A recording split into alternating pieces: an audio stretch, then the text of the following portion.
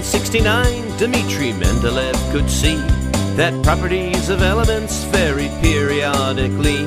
As atomic number increases, the properties repeat in a soothing rhythmic pattern that can form a funky beat.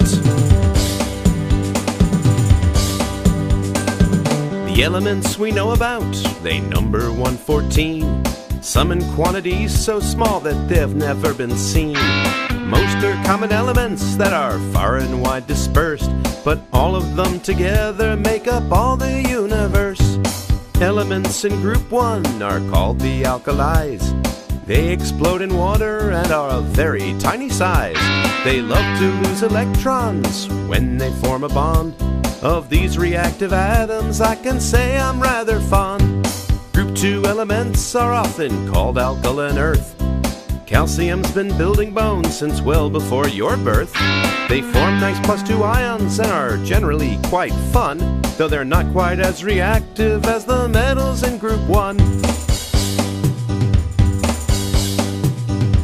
Since 1869, every one of us could see that properties of elements vary periodically.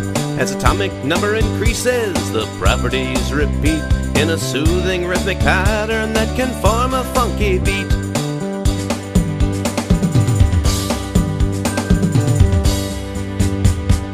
Metals in groups 3 through 12 transition elements.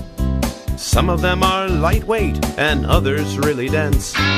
Things they have in common, they form charges 2 or more. And some form colored compounds, which is something we adore. If you want an element, just tell me once again.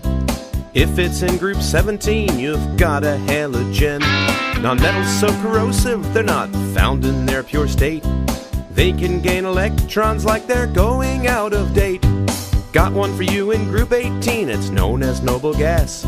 If you're looking for an element that just sits there on its...